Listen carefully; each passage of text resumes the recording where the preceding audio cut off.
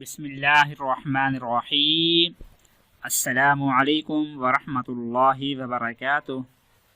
ناظرین، ہم امید کرتے ہیں کہ آپ لوگ خیر و عافیت سے ہوں گے۔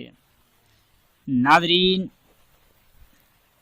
گھر کے اندر کھانا بنانے والا جو بھی ہوتا ہے، وہ چاہے مرد ہو چاہے عورت ہو، اس کی ایک بہت بڑی محنت ہے، لیکن کچھ لوگ ان کی محنت کا پھل اچھائی میں دینے کی بجائے بلکہ برائی میں دیتے ہیں، اس کو یعنی تانا مارتے ہیں، کھانے کے اندر برائی نکالتے ہیں کہ کھانا اچھا نہیں بنایا۔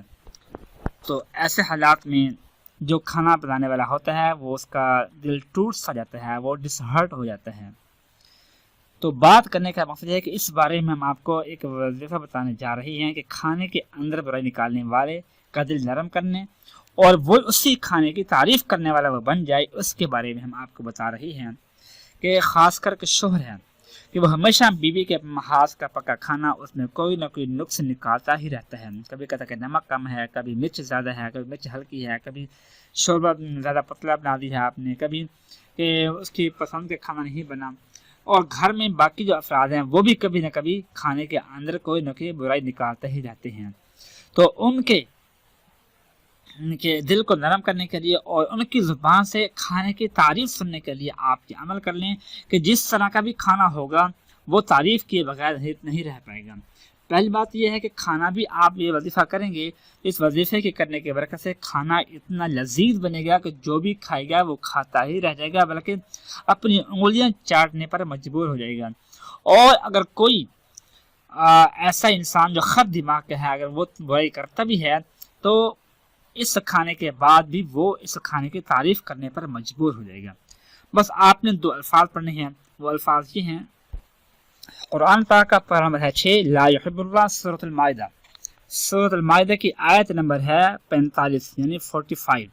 اس آیت میں 2 الفاظ ہیں، السن بالسن، یہ الفاظ ہیں، اس کو پڑھنا ہے۔ اصل میں ہے کہ والسن بالسن، تو اگر پوری آیت کو پڑھیں گے تو ہم واو پڑھیں گے، اگر نہیں پڑھیں گے تو پڑھنا واو کا پڑھنا لازمی نہیں ہے۔ آپ کی مرضی، آپ وسنہ بسن پڑھیں یا السنہ بسن پہ پڑھ سکتے ہیں۔ تو یہ 2 الفاظ ہیں، ان کو پڑھنا ہے آپ نے، السنہ بسن، السنہ بسن۔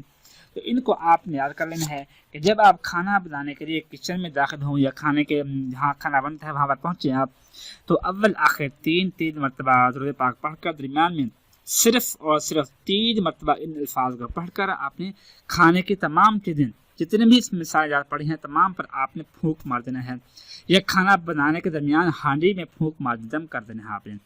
پھر کھانا آپ نے ٹیبل کے اوپر لگا دینا ہے، گھر والوں کو سامنے لگانا ہے، جب کھانا کھانے بیٹھیں گے وہ کھانا کھائیں گے، اس دوران بھی آپ نے 3 مرتبہ ان الفاظ کو پڑھ کر سب کی طرف آپ نے اشاروں میں پھونک مار دینی ہے۔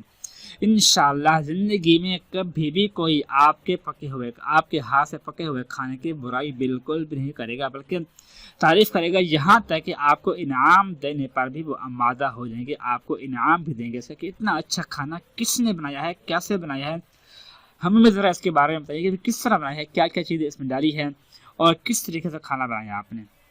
تو اس طریقے سے آپ کے جو پہلے دل ٹوٹ رہا تھا اب وہ دل جوئی کرنے کے لیے، اور آپ کا جو پہلے حوصلہ شکن کرتے تھے اب وہ آپ کا دل بڑھانے کے لیے، آپ کے دل کو مضبوط کرنے کے لیے باتیں کریں گے، آپ کی تعریف کریں گے انشاءاللہ۔